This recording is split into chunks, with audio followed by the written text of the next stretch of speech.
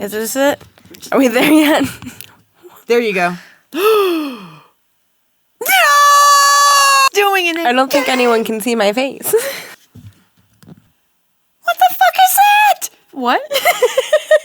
Just make sure nothing's crackling. Our audio is always f***ed up. What's up, guys? Having the time of our lives over here. This is the podcast that's awesome and that you're not listening to. It's so sad. I'm so sorry. But I'm glad you're here, finally. Jesus, Christmas in heaven, we've been waiting forever. We're gonna talk about depression because we both have depression. I have had it since I was 10, so that's too long. You've had it since you were how old were you? I got diagnosed when I was 19, but, who knows how long I had it. So for a while. I would say I was probably about 10, 11 years old when I actually experienced it, and, it started affecting me, but, yeah, diagnosed now. So we don't know how to bring up this topic. Also, we both have different forms of anxiety. Mm-hmm. I have more of an agoraphobic social anxiety. I've had it for quite some time now. Years. What kind of anxiety do you have? Just generalized anxiety, social? From what I know, I'd say generalized anxiety. They've never dived too deep into it. I'm still in the process of getting more labels applied to what's going on with me. Okay, so 5 questions to ask a depressed person. Was it headhearthand.org? Okay, headhearthand.org. Yes. So the first question is, do you accept you have a problem? I mean, yeah, I'd say I accept that I have problems. Bitch, every day. So that's, yeah, we've known for a while that we have a problem. I wouldn't say it was really a problem. I don't know if these questions I want to continue going into. Oh my God, never mind. Okay. Look at the sign. I'm seeing Jesus. And okay, then Holy Jesus. Bible. Okay, never mind. We went down the wrong avenue. We went down the religious rabbit hole. Maybe this is a harder question. Okay, no, we'll just do it my way. Well, we could talk about your experiences with it. I've had depression since I can remember. I remember at the age of 9 or 10 starting to feel depressed. It was around the time that we moved and I changed schools, and also there was some family stuff going on at the time. But the depression never went away, and I went to a multitude of therapists. Yeah, I had gone to my first therapist when I was 10, but that was for attention deficit disorder testing. Yeah. And that's when I first got on my first medication, which was Ritalin, which did absolutely nothing for me. It just made me feel, the best way I could ever describe it is stale, just feeling like absent of emotion. It didn't help me focus in school. It just made me feel very not me at all. So went through that, was still depressed, started self-harming around that time, around 10 or 11. And I didn't go to another therapist until I was out, senior year of high school, I believe, when I was outed by my best friend and completely lost all of my friends because of it. Pretty cool, eh? Yeah, it was awesome. So that was a detriment to my mental health. And ever since that point on, I had been going to therapists, psychiatrists, psychologists. I've been 5150'd, gone to the psych ward a few times. I've been on every antidepressant that I can think of. I've been on every benzo, and I've been on a majority of sleep medications. I think I might have taken every single sleep medication known to man as well. So I've been the guinea pig for many doctors. And what I've learned throughout my years is that these doctors don't give a flying fuck. Your therapist will care more about you than your psychiatrist, your psychologist. They don't care. They just want to give you some medications and send you on your way. They treat it like a checkup. Yeah, but they don't check up. Yeah. That's the thing, is they'll give you the medications. Like a physical. It's more like a physical. And then they'll send you on your way. Where they look you up and down and go, boop. Check back in. Hey, so how are the medications doing? Or, hey, do you need more? That's always the thing that I noticed with the psychiatrist, is that they would give you medication for the first month and then never check back up. Like you would have to like be checking back in and stuff. And as like a person who's like a teenager and in my early 20s, I didn't know how to do any of that fucking shit. I didn't know how to navigate that. Nobody taught me any of that shit. YouTube wasn't around then, so it you know, I had a lot of excuses for why it was fucking hard for me. Well, you know, my parents didn't understand any of this shit either. They didn't know how to navigate through the fucking mental health system. You know, even now, my psychiatrist, oh, call me if you have anything you need. You want me to call you, the woman who can't even get me in for an appointment, to tell you that I'm having an issue or something?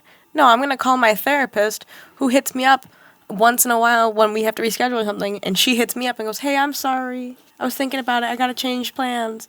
Checks in with me. She checks in with me way more.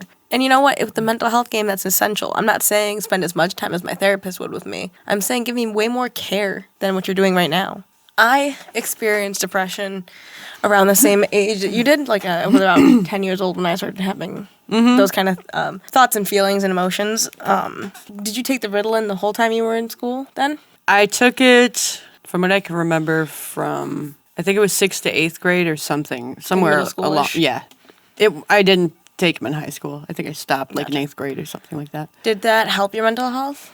No, Made it worse? no, it didn't. Brought you back. That's about it? No, it didn't do anything. It made me feel nothing. No, yeah. But you stopped taking it, so Yeah, because it didn't do anything. your high school years, how were you feeling more emotionally? Were you like super depressed still? Yeah, Yeah. yeah, Yeah.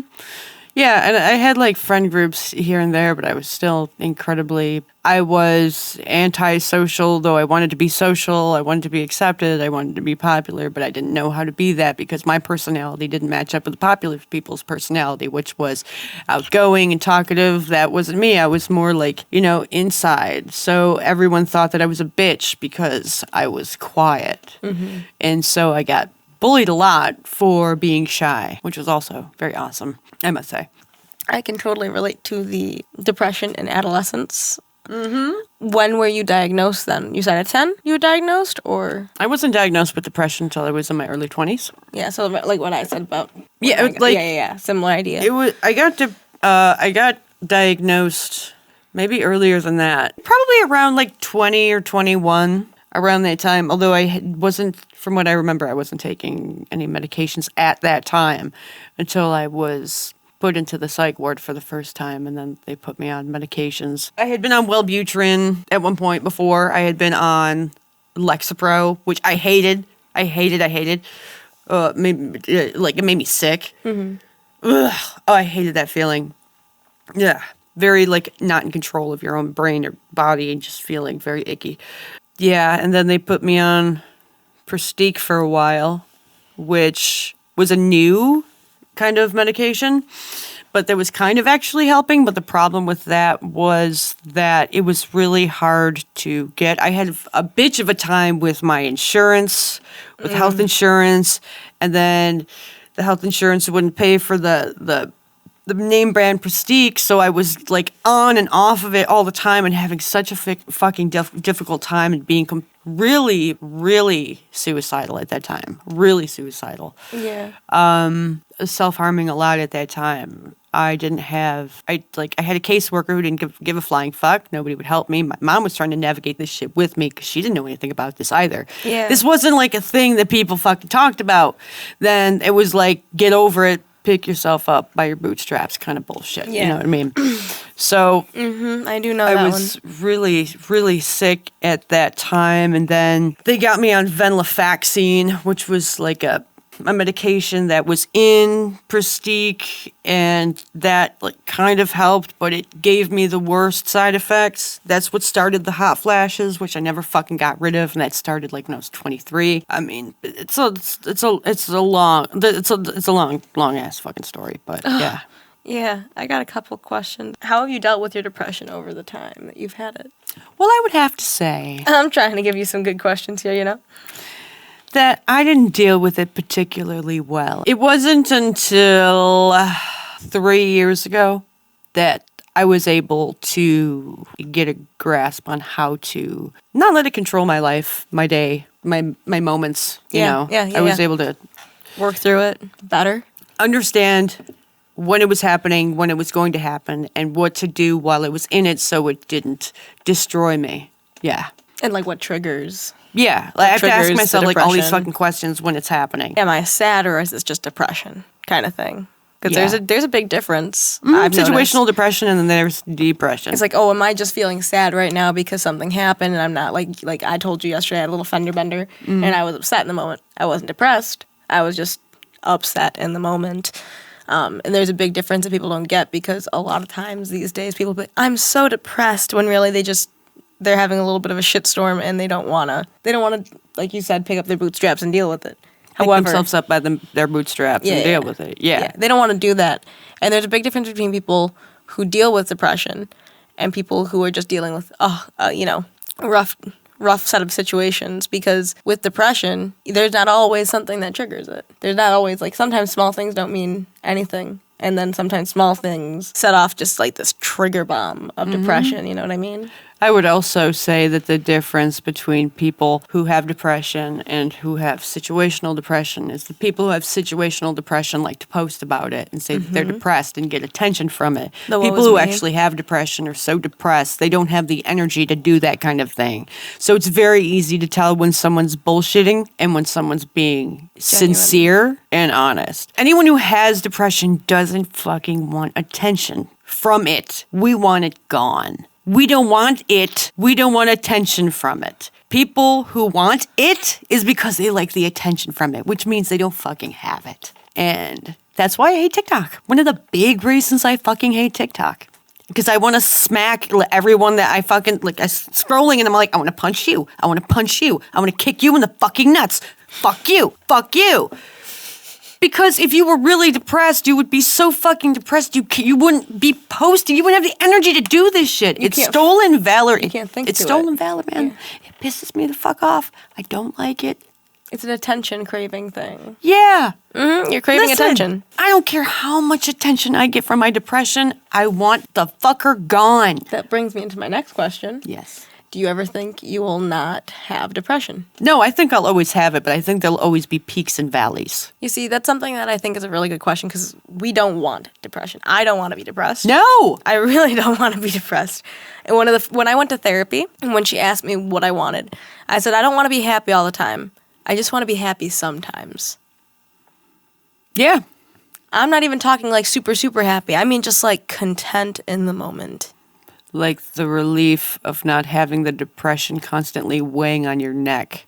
And I think that speaks volumes to what depression really is. Mm-hmm. Because if you can experience happy moments, and they are happy moments, and you're not instantly sunken down a little bit later. You're not depressed. Exactly.